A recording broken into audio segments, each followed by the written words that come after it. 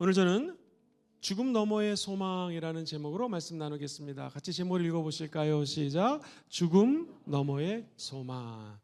우리 자녀들을 보면 또 우리 초등학교, 중학교, 고등학교, 대학생들 보면 희망이 솟아오릅니다. 어저께 일이었습니다. 제가 이제 화명에 신방을 가다 보니 어제 혹시 오전 10시경에 우리 부산에 눈 내린 거 보신 분 한번 손 들어 보시겠습니까? 다 보셨네요. 와, 눈이 내리니까요, 화명역 근처에 초등학생들이 쉬는 시간에 죄송합니다, 개떼처럼 운동장에 모입니다. 얘네들이 우리 부산은 눈이 많이 안 오지 않습니까? 눈 오는 걸 맞으려고들 막 몰려서 내려오는 장면을 제가 차를 타고 가면서 보면서 그렇다, 저 눈 내리는 게 우리 어린아이들은 신나고 재밌고 좋지 않습니까? 한편 목사인 저는 우리 교회 같은 경우에 주일날 눈 내리면 큰일 납니다. 절망입니다. 왜냐하면 성도님들이 오시기 힘들기 때문에 그렇습니다. 같은 눈이더라도 아이들에게는 기쁨이 되고, 또 주일 같은 경우에 우리 부산은 눈이 오면 교통이 마비되기 때문에 저 같은 사람들은 마음이 좀 어두울 수가 있습니다. 사랑하는 성도님들, 오늘 그 주제가요, 죽음입니다. 죽음. 이 죽음이라고 하는 것은 절체절명의 위기입니다. 그래서 마귀가 갖고 있는 권세 중에 하나가 사망의 권세입니다. 죽음의 권세입니다. 욥을 이렇게 축복해 주시니까 하나님, 욥이 하나님을 따르고 경배하지, 욥에게 한번 저주를 부어 보십시오. 그때 우리 주님은 마귀에게 절대 생명의 선을 건들지 못하게 합니다. 죽음이라고 하는 선을 넘지 못하게 합니다. 사실 이 마귀가 죽음을 가지고 장난칠 수 있지만 생사화복을 주관하시는 분은 하나님이십니다.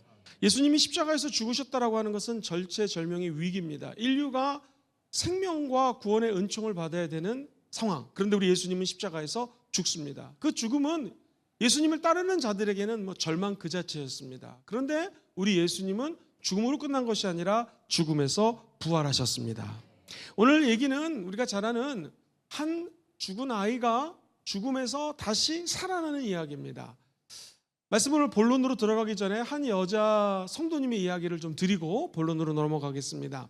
일반 아줌마입니다. 예수 믿고 구원을 받았습니다. 너무 기뻤습니다. 그런데 이 아줌마가 설명하고 예수님을 간증하는데 그게 그렇게 은혜로웠습니다. 그래서 사람들이 이 평범한 여자 성도님의 간증을 받아 적습니다. 그리고 책이 나오게 되죠. 그 책은 기독교 사상에 엄청난 영향력을 끼친 제스펜 루이스라고 하는 한 여자 어머니입니다. 아주머니입니다. 그분이 쓴 책 제목이 영어로는 The Centrality of the Cross, 십자가의 중심성이라고 번역을 할 수가 있는데, 우리나라 말로는 십자가의 도라는 제목으로 번역이 돼서 나왔습니다. 많은 목사님들이 번역을 했는데 제가 볼 때는 이현수 목사님이 번역을 제일 잘했습니다. 이제 제스펜 루이스가 얘기하는 십자가의 도를 정리를 한다면, 첫 번째가 예수 그리스도의 죽음, 내 죽음. 시작. 예수 그리스도의 죽음, 내 죽음이에요. 예수님 죽음이 내 죽음이라는 것이죠. 두 번째, 예수님 부활, 내 부활. 시작. 예수님 부활, 내 부활입니다. 세 번째가요, 예수님 승천, 내 승천. 시작. 예수님 승천, 내 승천. 예수님이 하늘로 올라가는 것을 승천이라고 합니다. 그래도 예수님이 하나님이 말씀하시기를 사도 바울을 통하여 하나님이 이 땅에 예수님을 보내주셨고, 예수와 함께 죽고 부활한 자들은 예수 그리스도와 함께 죽고 부활했을 뿐만 아니라 다시 하나님께서 일으켜서 승천시켜서, 다음은 네 번째 따라해볼까요? 예수님 보좌, 내 보좌. 시작. 예수님 보좌, 내 보좌. 예수님이 계시는 하늘 보좌가 내 보좌가 된다는 거예요. 저와 여러분들은 이 땅에서 우리도 죽을 것이고 주변에 수없이 많은 사람들이 죽습니다. 그런데 우리 예수 믿는 사람들은 죽음으로 끝난 게 아니라 예수 죽음이 내 죽음이 되면, 갈라디아서 2장 20절 말씀처럼 내가 예수 그리스도와 함께 십자가에 못 박혀 죽었나니 이제는 내가 사는 게 아니라 내 안에 누가 살아요? 예수가 살아요. 그래서 우리는 죽음을 두려워하지 않습니다. 사망의 음침한 골짜기로 다닐지라도 해를 두려워하지 않습니다. 왜냐하면 하나님의 선하심과 인자하심이 우리를 따라오리니 우리가 야훼의 집에 어떻게 해요? 영원히 하나님의 보좌에서 거할 것을 믿기 때문이죠. 중요한 포인트는요, 다섯 번째입니다. 같이 한번 따라해 볼까요? 예수님 성령, 내 성령. 시작. 예수님 성령, 내 성령. 그래서 예수 믿는 우리들에게는 소망이 있는데, 죽을 수밖에 없는 우리를 위해서 예수님이 대신 십자가에서 죽으신 거 믿으십니까? 그분이 부활한 거 믿으십니까? 그럼 우리도 예수님과 함께 하나님 보좌 우편에 앉아 계셔서 함께 하시는 하나님 보좌에서 예배를 드릴 수가 있어요. 그것을 제가 누누이 얘기하는 지성소의 체험입니다. 이것이 지성소입니다. 그렇죠. 예수 십자가를 지나 하나님의 영광 가운데 성령의 능력을 힘입습니다. 그리고 말씀을 우리가 받고 듣고 말씀을 통해서 기도합니다. 할렐루야. 감사하는 것이죠. 그리고 우리는 이 오늘 하나님 보좌 우편에서 앉아 계신 예수님과 얼굴과 얼굴을 맞대고 만날 수가 있습니다. 그것이 바로 예수님 보좌, 내 보좌인 것이죠. 근데 이 길로 인도해 주신 분이 누구시라고요? 우리의 유일한 소망이 되시는 저 여러분 안에 계시는 성령님이십니다. 오늘 말씀은 제가 한 절 한 절 설명을 드리고 맨 끝에 좀 정리를 해드리겠습니다. 오늘 8장 드디어 끝낼 계획인데요. 이 누가복음 8장에 보면 수없이 많은 기적들이 일어났습니다. 49절은 우리가 아는 것처럼 이 12년 동안 혈류병을 앓았던 여인이 고치는 장면이 나오죠. 그리고 예수님께서 가라, 네 믿음이 너를 구원했다. 그리고 평안이 임할지어다. 할렐루야. 여러분의 믿음대로 될지어다. 이 고통 가운데 신음하는 한 여인이 치유되는 장면을 본 회장당 야이로의 모습을 한번 그려보시면서 우리에게도 기적이 일어나지 않을까? 내가 사회적인 명성과 위치는 높지만 자기 딸이 지금 죽음 가운데 있는 상황, 이 역설적인 상황 속에서 야이로에게는 하나님이 죽음을 넘어 희망을 보게 하십니다. 49절 말씀 한번 보겠습니다. 아직 말씀하실 때 회장장의 집에서 사람이 와서 말을 합니다. 그 다음에 읽어볼까요? 시작. 당신의 딸이 죽었나이다. 선생님을 더 괴롭게 하지 마소서 하거늘. 자, 절망적인 소식이 들어옵니다. 굿뉴스가 복음인데 굳이 얘기하면 새드 뉴스입니다. 너무나 슬픈 소식이 들려왔습니다. 이제 막 병에서 치유된 여인을 바라보면서 소망을 품었던 야이로가 회장장이 이제 슬픔 속에 빠져들게 됩니다. 그리고 당신의 딸이 죽었나이다. 이 말씀도 힘든데 더 이상 우리 예수님이라고 하는 선생님을 괴롭게 하지 마시고 빨리 장례를 치릅시다 하고 얘기를 합니다. 저 여러분들도 이 땅에 살다 보면 꼭 죽음이 아니더라도 죽음 같은 고난의 소식을 들을 때가 있습니다. 나라가 위태롭다라든가 본인이 운영하고 있는 사업체가 힘들다라든가 우리 남편이 직장 생활을 하고 있는데 그 직장이 갑자기 어려움에 빠져서 어쩔 수 없이 다 희망퇴직을 하게 되는 상황들. 그리고 남자들이 가장 힘들어할 때는 언제냐면 퇴사를 하고 난 다음에요. 그 다음에 사람들을 만나면 명함이 있습니다. 뭐 저 같은 교회에 명함은 없지만 순복음 금정교회 김영근 목사입니다. 제 얘기할 수 있는 일거리가 있지 않습니까? 근데 퇴직을 하고 은퇴를 하면 더 이상 내밀 명함이 없다라는 것이죠. 그때 삶의 허무함 이런 것들이 우리 인생에서 마치 죽음처럼 우리를 덮어올 때가 있습니다. 우리의 삶에 종종 이 다가오는 어둠 같은 상황, 절망적인 순간들 누구나 다 생각을 하고 체험을 합니다. 그때 우리는 이게 하나님의 개입이 좀 늦으신 게 아닌가. 내가 회사에서 퇴직하기 전에 주님이 다른 데로 좀 옮겨줬더라면, 이 일이 벌어지기 전에 우리나라에 좀 하나님께서 개입하셨더라면 라고 생각할 수 있습니다.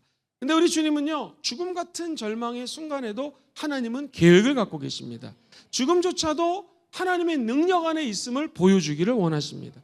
나사로가 죽었을 때 마르다와 마리아가 아이고 우리 오빠가 죽었습니다. 좀 일찍 오셨더라면 우리 오라비가 살아났을 텐데 라고 했던 것처럼 이 회당장의 집에서 온 사람이 이미 딸이 죽었습니다. 이제 모든 것들이 끝났으니 희망이 없습니다. 가서 우리 장례를 치러야 되니 예수님을 더 이상 괴롭게 하지 마십시오 라고 얘기하는 장면입니다. 그야말로 절망의 소식. 우리는 이 절망의 소식 가운데서 어떤 태도를 취해야 될까요? 두려움 대신 믿음을 요구하시는 예수님을 만나셔야 됩니다. 다음 절에 보면 이렇게 설명을 하죠. 50절 읽어볼게요. 시작. 예수께서 들으시고 이르시되 두려워하지 말고 믿기만 하라. 그리하면 딸이 구원을 얻으리라. 할렐루야. 원래 이 말씀은 마태복음, 마가복음, 누가복음에 다 기록되어 있습니다. 공간복음이라고 말씀을 드렸죠. 누가는 마가복음에 원래는 없는 말을 합니다. 딸이 구원을 얻으리라. 시작. 딸이 구원을 얻으리라. 조건이 있습니다. 구원받기 원하시면 아멘 해볼까요? 이 구원은 전인적인 구원입니다. 온전 전자를 씁니다. 영어로는 holistic salvation이라고 표현을 합니다. 그래서 십자가의 도는요, 우리에게 전인, 온전 전자를 써서 전인 구원이에요. 영어로는 홀리스틱이라는 단어를 씁니다. 이게 홀이 꼭 이걸 쓸 것 같거든요. 근데 이 홀을 쓰지 않고 거룩할 때 하는 홀리에서 나온 홀리스틱 살베이션이라는 단어를 씁니다. 뭐 신학적인 용어긴 한데요. 이 의미가 중요한 것이 뭐냐면 예수를 믿으면 저와 여러분들이 죽어도 죽지 아니하고 천국에 가장 젊은 나이로 올라가서 예수님과 함께 천국에서 생활하게 될 것입니다. 별로 안 믿으시죠? 이제 천국 가면 제일 놀라는 게 내가 이렇게 젊었나 그렇게 얘기한다고 합니다. 그리고 천국 가면 가장 아름다운 모습으로 예수님과 함께 사는 육신의 구원. 근데 우리가 믿는 것은 이 죽은 육신이 단순히 구원받아서 천국 가는 걸 넘어서서 한번 따라해볼까요? 마음의 구원. 예수님이 주시는 구원은 우리의 마음을 늘 깨끗하게 합니다. 미움과 저주와 시기, 질투, 분노 같은 것들이 다가올 때 우리 주님의 구원은 그냥 영원히 예수 믿고 구원받아 천국 가는 걸 넘어서서 우리의 마음을 정화시킬 수가 있습니다. 더 정확히 얘기를 하면 예수 믿는 순간에 성령이 아니고서는 예수를 구세주로 영접할 수 있다 없다? 없습니다. 그러니 우리 안에 누가 계셔요? 성령이 계시니 저와 여러분들의 만약에 나무가 뿌리가 시냇가에 뿌리를 내리고 있으면 시절을 쫓아 아름다운 열매를 맺듯이 우리 안에 계신 성령님이 사랑할 수 있도록 도와주시는 것이죠. 너무나 힘들고 어려운 절망 속에서도 기뻐할 수 있도록 열매를 맺게 해주시는 것입니다. 남들이 볼 때는 화평할 수 없고 평화로운 상황이 아닌데 우리는 평화로다 라고 얘기하며 노래하며 하나님을 찬양할 수 있는 평화의 사람이 될 수 있습니다. 오래 참을 수 없는 상황인데 하나님이 신기한 능력을 주셔서 오래 참을 수 있는 힘을 주십니다. 자비할 수 없는 우리가 성품인데 다른 사람을 용서하지 뭐 자비롭게 살아갑시다. 우리가 이럴 때일수록 더 친절합시다. 하나님이 초월적인 힘, 하나님의 영으로부터 나타나게 된다는 거예요. 끝까지 설명하지 않겠습니다. 이것을 뭐예요? 갈라디아서 5장에서 얘기하는 성령의 열매입니다. 같이 한번 외워볼까요? 시작. 사랑, 희락, 화평, 오래 참음, 자비, 양선, 충성, 온유, 절제와 같은 성령의 열매를 맺을 수 있도록 성령님이 도와주시는 거예요. 그래서 우리가 믿는 하나님은 단순히 예수 믿으세요 천국 갑니다를 넘어서서 예수 성령 내 성령이 되면 성령의 열매까지 맺을 수 있는 것이죠. 마음의 구원을 주님께서 열매 맺게 해주시는 것이고요. 그 다음에 우리 의지력도 인간의 힘으로 끊을 수 없는 것들. 기도원에 가서 금식하는 분들 담배를 끊을 수가 없었는데 신기해요. 3일 금식을 하고 나니까 담배가 끊어졌습니다. 우리 인간의 의지력으로 담배 끊는 거 어렵습니다. 그래서 옛날에 친구들이 농담으로 그러죠. 담배 끊는 놈하고 사귀지도 말아라. 그런 말 들어보셨습니까? 웬만한 의지력으로 술, 담배 끊는 게 그렇게 세상 사람들은 어렵다라는 거예요. 근데 우리는 전인적 구원이라는 것은요. 술, 담배가 아니라 마약이라 할지라도 끊을 수 없는 중독이라 할지라도 성령이 역사하시면 인간의 의지가 아닌 성령의 의지로 그 위기들을 극복할 수가 있는 것이죠. 그래서 죽음 너머의 희망은 무엇인가? 내 안에 성령님이 거하시면은 두려움을 쫓아내 주시는 거예요. 그리고 성령님이 원하시는 것은 오직 믿음입니다. 10여 년 혈류병에 걸렸던 여인도 믿음으로 치유됩니다. 예수를 믿는 것도 마음으로 믿어 의에 이르고 입술로 시인해서 구원을 받는 것이고요. 성령 받는 것도 믿음으로 받는 것이죠. 그러므로 우리 주님께서는요. 본문 50절에 예수께서 들으시고 지금 최고의 절망입니다. 자기 딸이 죽었으니 이거는 나이를 많이 먹고 돌아가신 부모님하고 완전 틀린 상황이지 않습니까? 너 두려워하지 말아라. 한번 따라볼까요? 믿기만 하라. 두려움과 믿음 사이입니다. 여러분의 자녀들이 잘 될 것을 여러분 믿으십니까? 자녀 가운데 문제가 생겼습니까? 주님 나타나서 말씀하십니다. 두려워하지 말아라. 믿기만 하라. 그럼 내가 너에게 전인적인 구원, 홀리스틱 살베이션을 허락해 줄 것이다. 오늘 저와 여러분들의 자녀 문제, 부모 문제, 삶의 문제가 아닌 생활에서 절체절명의 위기를 맞이하신 분이 혹시 계십니까? 주님 말씀하십니다. 두려워하지 말고 믿기만 하라. 시작. 두려워하지 말고 믿기만. 직장 생활하시면서 너무너무 힘드신 분이 계십니까? 다른 사람 밑에서 일하고 회사에서 근무하면서 월급을 타는 거 결코 쉽지 않습니다. 근데 주님 말씀하십니다. 두려워하지 말라. 그리고 믿기만 하라. 그러면 하나님께서 우리에게 구원을 베풀어 주시는 것입니다. 예수님의 말씀은 먼저 믿어라. 시작. 먼저 믿으라. 먼저 믿음을 가지라는 것입니다. 주님을 만난 사람들은 주님을 먼저 신뢰해야 되는 것입니다. 그러면 야이로의 딸이 구원되는 것을 볼 수 있다는 거예요. 우리 주님은 예수 믿는 저와 여러분들 신앙인이 가져야 될 모범 답안을 말씀하십니다. 그것은 두려워하지 말고 믿기만 하라. 우리 주님은 상한 갈대를 꺾지 않습니다. 죽은 것 같지만 예수 죽음 내 죽음 그것을 지나고 나면 어떻게 됩니까? 예수 부활, 내 부활, 부활의 역사를 일으켜 주십니다. 이사야 선지자는 42장 3절에 이렇게 선포하죠. 상한 갈대를 꺾지 아니하며 꺼져가는 등불을 끄지 아니하시고 진실로 정의를 시행하실 것이다. 이것을 쉬운 말로 이렇게 번역을 합니다. 같이 한번 읽어볼게요. 시작. 그는 상한 갈대도 부러뜨리지 않을 것이고 꺼져가는 등불도 그는 신실하게 공의를 실천할 것이다. 이 죽음의 현실을 넘어서는 예수님의 권위는 무엇인가? 상한 갈대를 꺾지 않는다. 꺼져가는 등불조차도 끄지 않을 것이고 살려낼 것이라는 것입니다. 소망이 없는 자리에 절망이 가득 차도 우리 주님은 다시 희망을 노래하게끔 변화시켜 주신다는 것입니다. 나라 민족이 너무나 어렵습니다. 어찌 보면 절망적입니다. 역사를 봐도 이렇게 좌와 우로 갈려져 가지고 싸운 적이 없는 것 같습니다. 그런데 우리 주님은 두려워하지 말아라. 예수 믿는 사람들이 기도하면 이 나라가 살아날 거라는 믿음을 주시는 것이죠. 예수님의 말씀은 죽음뿐만 아니라 절망적인 상황 속에서 예수 믿는 사람들이 가져야 할 태도에 대해서 얘기하는 거예요. 죽음이란 우리 인간의 힘으로 해결할 수가 없습니다. 그런데 우리 주님은 죽음조차도 이기신 분이십니다. 죽음의 주권도 우리 예수님이 가지고 계신다는 것이죠. 여기서 주목해야 될 것은요, 우리 예수님이 죽음조차 극복하시고 소망을 주신 분이신데 우리 주님은 매우 선택을 제한적으로 하십니다. 제한적인 선택, 우리 예수님의 선택을 한번 그 다음 절에 보겠습니다. 51절을 보시면 드디어 이 회당당 집에 도착하셨습니다. 그리고 이렇게 51절은 표현을 합니다. 집에 이르렀어요. 베드로와 요한과 야고보와 아이의 부모 외에는, 잘 보세요, 누구누구 외에는 함께 들어가기를 허락하지 않았어요. 시작. 베드로와 요한과 야고보와 아이의 부모 말고는 함께 들어가기를 허락하지 않습니다. 자, 이게 참 해석하기가 쉽지가 않습니다. 기왕이면 죽은 아이가 살아났으면 성도님들 다 오세요. 자, 이제 죽은 자가 살아납니다. 예수 이름으로 살아날지어다. 얼마나 큰 기적이 일어나고 영광이 되겠습니까? 근데 우리 주님은 매우 제한적으로 사람들을 선택합니다. 베드로, 요한, 야고보. 근데 오늘 이 본문뿐만이 아니라 기억하실지 모르겠지만 변화산상에 올라갈 때도 제한적으로 핵심 제자들을 데리고 갑니다. 겟세마네 동산에서도 역시 핵심 제자들을 하나님께서는 사용하십니다. 아마도 학자들의 견해에 따르면 이 세 사람은 그야말로 예수님의 co-discipleship, 핵심 제자이기 때문에 특별한 훈련을 받았을 것이다. 그런데 저는 그 말씀도 맞지만 이렇게 생각을 합니다. 예수님의 은밀한 역사가 있거든요. 이것은 초월적입니다. tremendous예요. 인간의 힘으로 상상할 수 없는 역사들. 3차원 세계를 4차원 세계에서 역사하시는 하나님의 놀라운 기적들. 이것은 선택된 이들에게만 허락된 은혜. 시작. 선택된 이들에게만 허락된 은혜라는 거예요. 오늘 저와 여러분들이 이렇게 수요일날 와서 예배를 드립니다. 선택받았으니까 이 자리에 모여 있는 것이죠.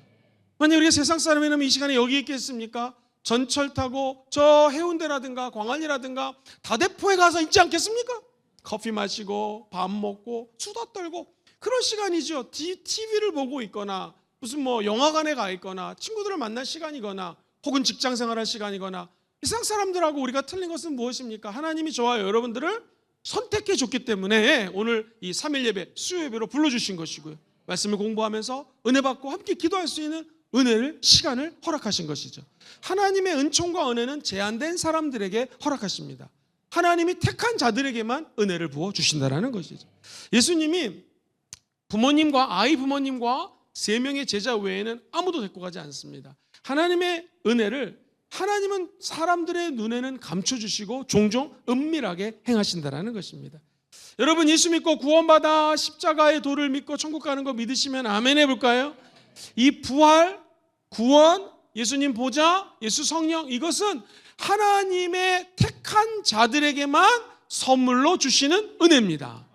더 중요한 건 이 은혜는 믿음의 공동체 안에서 경험이 되는 거예요. 그러니까 교회라고 하는 게 왜 중요하냐면 이 세상에 어떤 교회도 완벽한 교회가 없습니다. 제가 어떤 책을 읽었더니요, 미국에서 이민교회를 섬기는 그 분의 이야기를 제가 책을 쓴 걸 읽었습니다. 한 교회 장로님이 교회당에 왔는데요, 이분이 교회를 108번을 바꿉니다. 무슨 말이냐면 첫 번째 교회 가도 마음에 안 들어요. 두 번째 교회도 마음에 안 들어요. 4개월마다 한 번씩 교회를 바꿨다라는 거예요. 여러분 생각해 보십시오. 그 교회 가면은요, 이 장로님은요, 교회에 불만을 적습니다. 제일 먼저 담임 목사님의 그 불만을 적습니다. 설교가 길다 어쩌고 저쩌고. 두 번째 찬양팀, 세 번째 조직 막 노트에다가 막 적습니다. 그리고 교회를 옮깁니다. 또 옮깁니다. 또 옮깁니다. 그러다 진짜 108번째 교회 가서는요 늙어서 죽었습니다. 근데 문제는 아무도 이 장로님을 장례를 치러줄 교회가 없다라는 거예요. 이런 분은 우리가 장례를 치를 수가 없습니다. 어쩔 수 없이 108번째 왔던 교회 담임 목사님이 그래도 마지막 교회를 다녔으니 우리가 장례를 치릅시다 하는데 성도들이 한 명도 오지 않습니다. 비참한 가운데 장례를 치렀고 그 자녀들이 잘 됐을까요? 만약에 그분이 천국 갔다면 하나님께서 그 108교회의 단점을 모아놓은 그 책을 쓴 글을 보고 어떻게 말씀하셨을까요? 아마 이렇게 말씀하셨을 것 같습니다.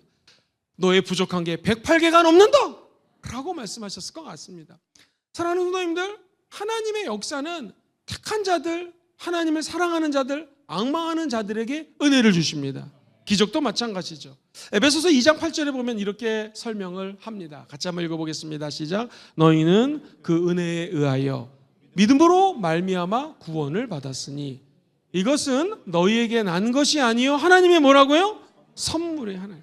하나님의 선물을 이 공동체를 통해서 우리가 받은 것이고요. 예수 믿는 우리들이 하나님의 은혜 가운데 들어가서 공짜로 받은 구원, 한 것이 아무것도 없는데 하나님이 베풀어 주신 놀라운 은총에 감사하는 것, 이것이 신앙생활인 줄 믿습니다. 한 남자분이 계셨습니다. 경상도 분이시고요. 딸이 4명인데요. 첫째 딸이 예수를 믿는 거예요. 고등학생 때 교회 간다고 때리고 막 혼내고 난리를 쳤습니다. 왜냐하면 이 집안은 불교 집안입니다. 그러니 얼마나 이 딸이 싫었겠습니까? 엄마도 합세를 해서 혼내고 야단을 쳤습니다.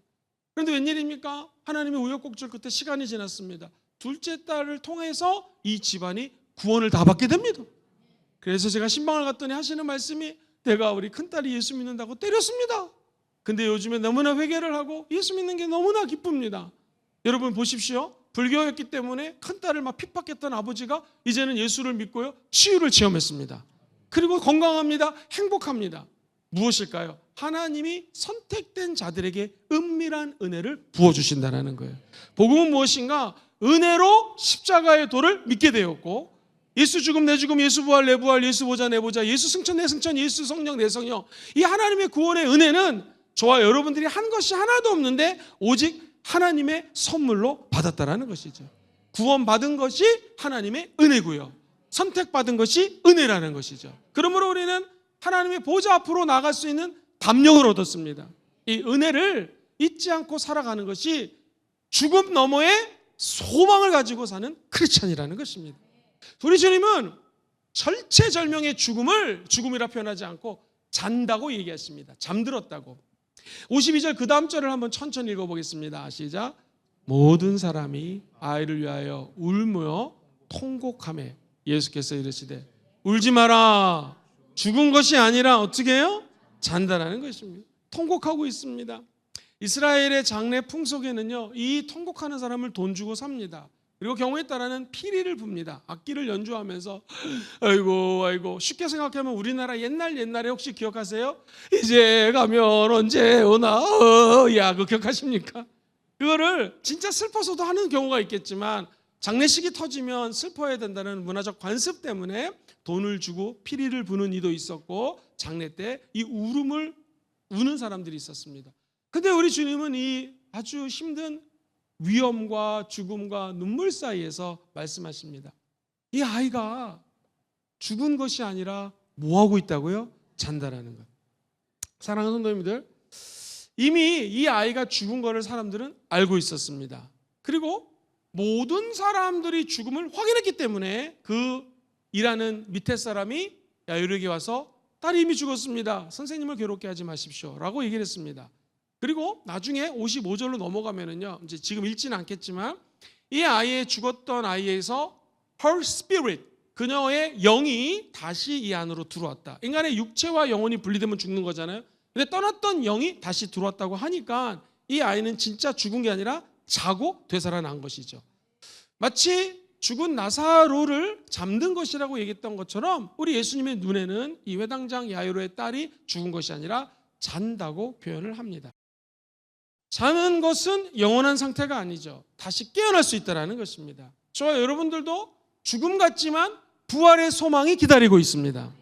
죽음을 잠으로 볼 수 있다면 저와 여러분들이 부활을 통하여 영원한 소망과 생명을 얻을 수가 있는 것입니다. 인간의 눈으로 볼 때는 죽음입니다. 그러나 예수님의 눈으로 볼 때는 잠든 것입니다. 인간의 눈으로 볼 때는 절대 절망입니다. 그런데 우리 주님의 눈으로 볼 때는 절대 희망이 될 수가 있는 것이죠. 오늘 이곳에 절대 절명의 위기를 가지고 불안과 좌절과 분노 속에 오신 분이 있다면 예수님의 눈으로 이 문제를 보러보면 죽은 것이 아니라 자는 것입니다. 우리에게 희망을 주실 수 있다는 것이죠. 아니, 우리 주님만이 희망이 되신다는 것이에요. 우리에게는 희망이 있습니다. 그것이 바로 예수의 능력입니다. 인간의 불신, 그러나 예수님은 우리에게 능력으로 희망을 주십니다. 53절에 보니 그들이 이 말씀을 듣고 어떻게 했을까요? 그들이 죽은 것을 아는 거로 어떻게 했습니까? 비웃더라. 53절은 얘기합니다. 아이가 죽은 것을 받고 예수 그리스도의 신적인 권능을 이미 체험했던 사람들이지만 예수님이 잔다라고 했을 때 사람들은 비웃기 시작합니다. 하나님은 불신자들 앞에서 이 기적을 행하길 원치 않으셨습니다.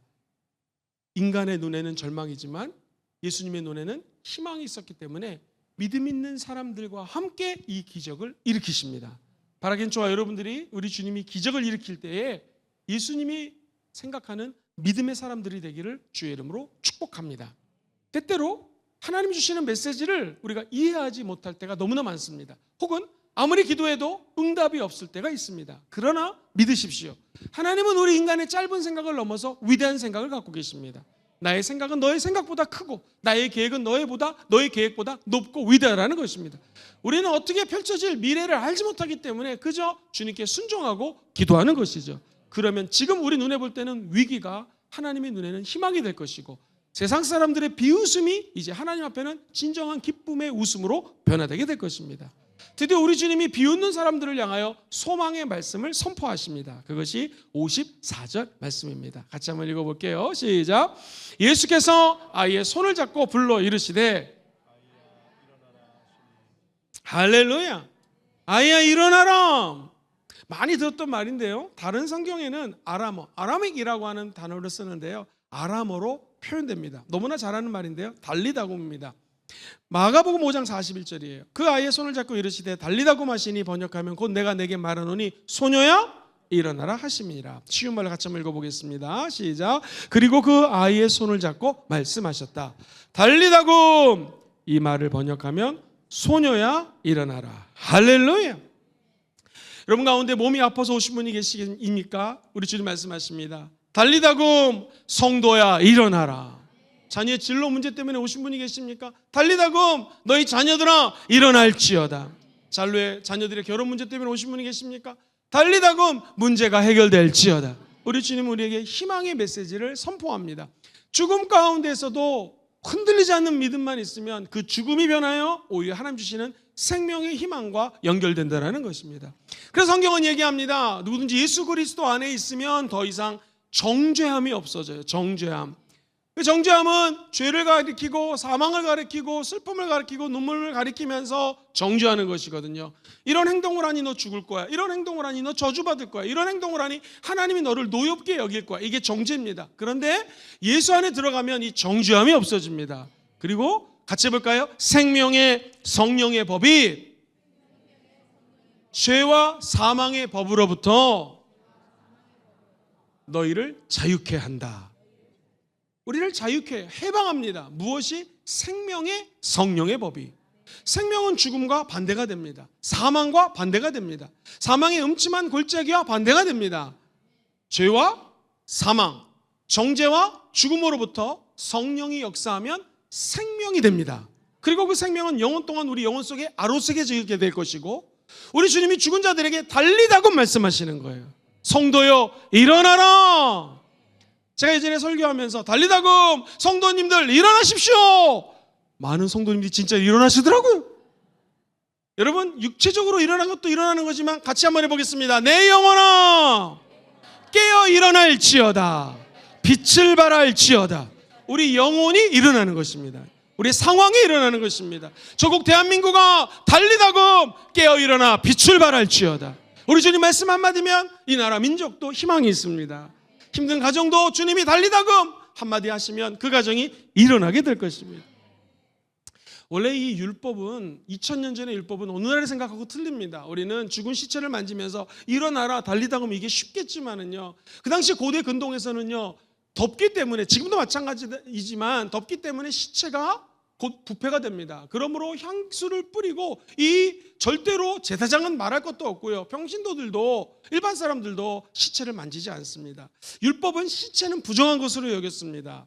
근데 우리 주님께서는요 이 율법을 깨시고요, 나병 환자, 죽은 것처럼 더럽고 추악한 환자입니다. 예를 들어 볼게요. 누가복음 5장 13절에 보면 예수께서 손을 내밀며 그에게 대시며 이르시되, 손을 댔다라는 말입니다. 내가 원하노니 깨끗함을 받으라 하신데 나병이 곧 떠나가니라. 쉬운 말로 같이 읽어볼게요. 시작. 예수께서 손을 내밀어 그를 만지시며 말씀하셨다. 내가 원하노니 깨끗하게 되시오. 그러자 그의 나병이 나았어. 나병 환자도 우리 주님이 손을 대시고 깨끗해질지어다. 질병을 넘어서 치유의 소망을 우리 주님이 선포하시면 그대로 됩니다. 죽음을 넘어서 소망을 노래하시면 그대로 되는 장면입니다. 율법에는 시체가 더럽습니다. 율법에는 죽은 사람들은 더러울 뿐만 아니라 나병 환자도 더럽습니다. 율법은 하지 말라는 것 투성입니다. 근데 주님은 율법을 완성하기 위해서 이 땅에 오셨습니다. 그래서 율법을 넘어선 하나님의 소망을 부어주시는 것이죠. 그것이 기독교의 복음입니다. 죽음 같은 상황, 나병에 걸린 것 같은 상황, 고독한 상황, 자살하고 싶은 충동, 우울증, 이런 가운데서도 우리 주님이 달리다금 말씀하시면 우리에게 소망이 넘쳐나게 될 것입니다. 그 은총이 아이야 일어나라 달리다금 우리 영혼 깊은 곳에도 영혼 속에 들려지기를 주의 이름으로 축원드립니다. 이것이 우리 예수님 말씀의 능력입니다. 하나님의 말씀에는 능력이 있습니다. 우리는 연약해서 우리가 말한 것을 지키지 못할 때가 많습니다. 그러나 우리 예수님의 말씀은 살아있습니다. 운동력이 있습니다. 활력이 있습니다. 활동성이 있습니다. 그래서 좌우의 날이 선 검보다도 예리합니다. 여러분, 식탁에서 쓰는 칼들은 대부분 다 이렇게 생겼을 것입니다. 그렇죠? 이렇게 생겼어요. 그래서 도마라든가 과일을 깎는 다음에 이렇게 툭툭툭툭툭 칼질을 하죠. 칼질할 때 안 다치게 하는 방법이 있습니다. 이걸 이렇게 대고 하면 안 다칩니다. 다 아시죠? 잘못하면 손가락을 다칠 수가 있습니다. 그런데요, 만약에 전쟁터에 나가면 한쪽 날만 가지고 싸우면 사람을 죽이는데 한계가 있습니다. 그래서 좌우에 날이 섰다라는 것은 한쪽 날이 아니라 양쪽의 검이에요. 그래서 사람들과 싸울 때 전투 시 이쪽으로도 칼을 쓸 수 있고 저쪽으로도 칼을 쓸 수 있다는 거예요. 이 칼로 하나님은 저와 여러분들을 수술하기를 원한다는 거예요. 성령의 검, 곧 하나님의 말씀이 우리의 영혼을 찔러 쪼개기까지 하는 것이죠. 영과 혼과 육을 고칠 수 있는 것이 하나님의 말씀이라는 거예요. 그러므로 달리다금 소녀아 일어나라, 이 말씀은 바로 하나님의 말씀, 즉 성경 안에 하나님의 말씀이 담겨져 있는 것이고요.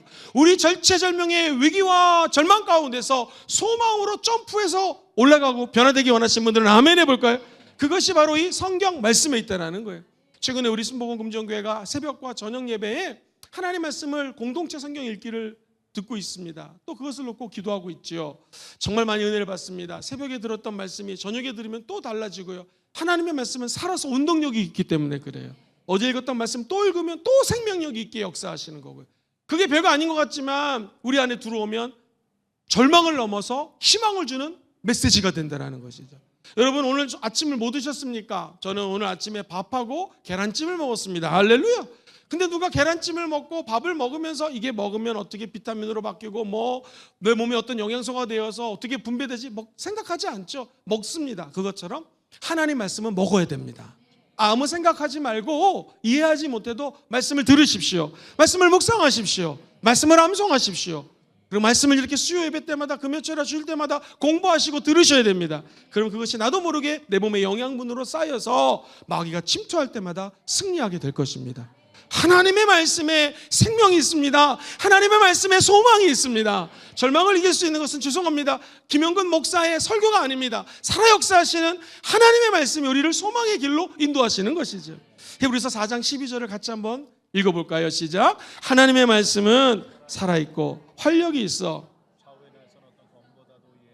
예리하여 혼과 관절과 골수를 찔러 쪼개기까지 하며 또 마음의 생각과 뜻을 판단. 할렐루야!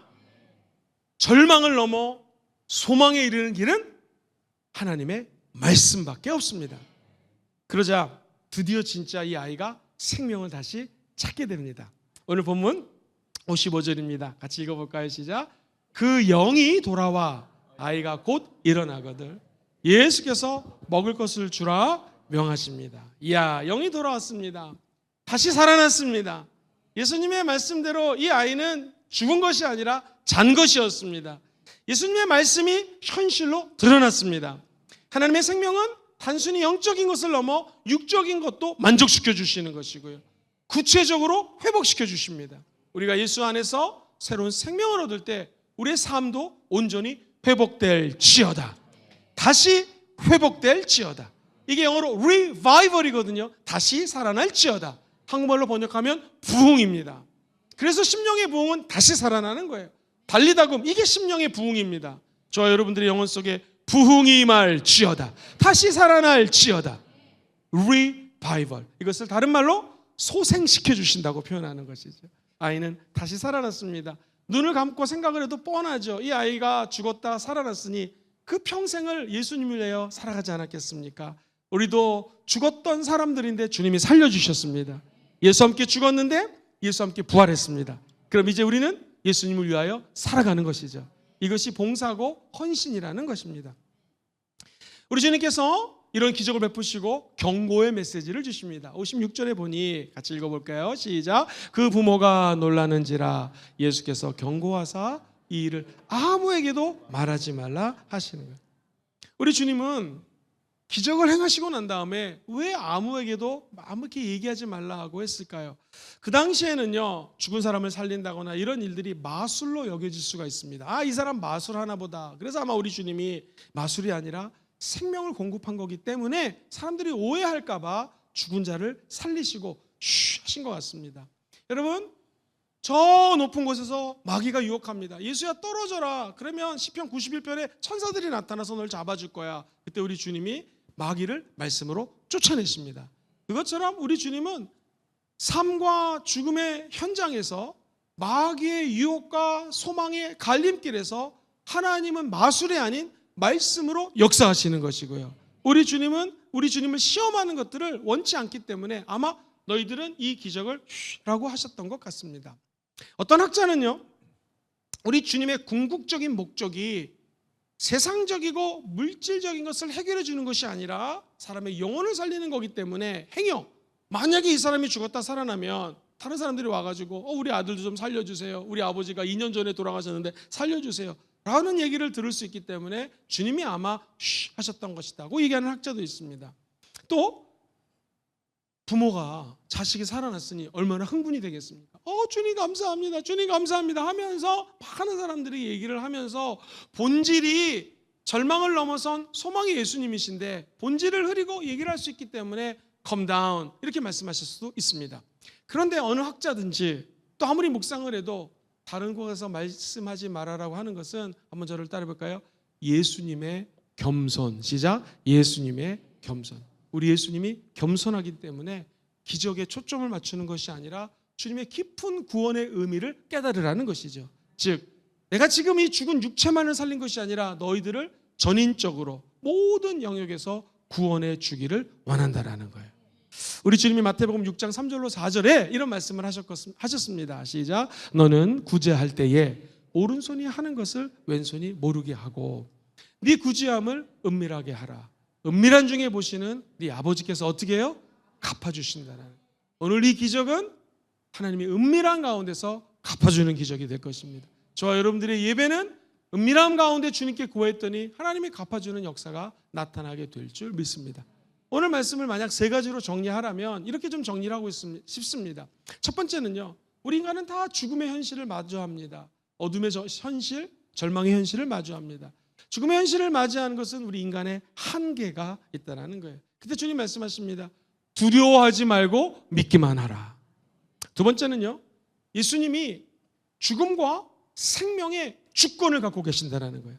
생사화복을 주관하시는 분이 누구시라는 거예요? 예수 그리스도라는 것입니다. 그리고 우리 주님은요, 생명을 되찾아 주십니다. 우리에게 생명을 되찾아 주시면서 능력을 부어 주시는 것이죠. 우리는 죽음 넘어 소망을 가질 수가 있습니다. 우리 인간은요, 늘 실패하는 존재입니다. 성공하는 사람들의 비밀 노트 1, 2, 3이라고 하는 책이 있습니다. 이신하님이 적은 글인데요. 여기 보면 이런 얘기가 나옵니다. 호랑이의 성공률, 호랑이가 사냥을 하잖아요. 5%를 넘지 못한다고 합니다. 동물 중에서도 가장 뛰어난 동물의 하나인 호랑이, 최선을 다했지만 결국 95%의 실패를 한다는 거예요. 여러분이 잘 아는 유명한 야구 선수가 있습니다. 홈런을 714개를 쳤습니다. 젊은이 말로 장난이 아니죠. 그런데 자기가 친 홈런의 2배 정도가 되는 1330번의 스트라이크 아웃, 야구 혹시 아시는 분들은 알겠지만 삼진 아웃이에요. 미국의 신화적인 홈런 타자 베이브 루스, 투수도 잘했던 사람입니다. 홈런이 보다도 스트라이크 아웃을 훨씬 더 많이 당했습니다. 근데 사람들은 베이브 루스를 홈런 왕으로 기억을 합니다. 여러분, 엘비스 프레슬리라고 하는 그 가수가 있는데요, 710곡을 노래했습니다. 녹음했습니다. 그런데 엘비스 프레슬리는 몇 곡만 히트가 되었을까요? 40곡, 즉 5.6%만 이른바 성공한 것입니다. 피카소라는 분을 아시죠? 유명한 화가입니다. 작품을 1885점을 남겼어요. 그런데 몇 퍼센트만 유명해요? 30개만 유명합니다. 1.5%만 유명한 거예요. 토마스 에디슨이 1093개의 발명품에 특허를 냈습니다. 그런데 전구가 세계적으로 알려져 있고 성공률로 계산하면 겨우 0.009%라는 것이죠. C코드로 좀 반지해 주시겠습니까? 그러니까 삶에 있어서 이 실패가 100% 다가와도 여러분 무방합니다. 이 죽음이 100번이 몰아와도 여러분 살 길이 있습니다. 사람들이 볼 때 실패했다고 얘기를 해도 우리에게는 소망이 있습니다. 우리가 아무리 많이 눈물을 흘리며 좌절해도 우리 주님은 죽음 너머에 소망을 꿈꾸십니다. 그리고 우리의 눈물 가운데 하나님은 영롱한 광채로 아로새기신 예수 그리스도의 십자가의 다이아몬드 같은 은혜를 베풀어 주실 것입니다. 그러므로 우리는 모든 것이 은혜로 살아가는 존재라는 것이죠. 어둠을 지나 빛의 세계로 들어간 분이 계십니까? 하나님의 은혜에 감사하셔야 되고요. 하나님, 너무나 소망이 없습니다. 아무리 생각해도 좌우를 둘러봐도 어디에도 하나님이 없는 것 같고요. 주님이 조금 더 일찍 개입해 주지 않으셨습니까? 라는 마음을 가지는 성도님이 계십니까? 기억하십시오. 우리 주님은 저와 여러분들에게 소망을 주시는 분이시고요. 하나님의 시간은 가장 완전한 시간입니다. 시편 37편 24절을 읽고 말씀을 좀 정리할게요. 같이 큰 소리로 시편 37편 24절 한번 읽어볼까요? 시작. 그는 넘어지나 아주 넘어지지 아니함은 야훼께서 그의 손으로 붙드심이라. 한 번 더 시작. 그는 넘어지나 아주 엎드러지지 아니함은 야훼께서 그의 손으로 붙드시니라. 한 번 더. 그는 넘어지나 아주 엎드러지지 아니함은 야훼께서 그의 손으로 어떻게 해요? 붙들어 주십니다. 오늘 하나님이 말씀으로 붙들어 주십니다. 십자가의 도로 붙들어 주십니다. 우리는 모든 것이 주님의 은혜인 걸 믿습니다.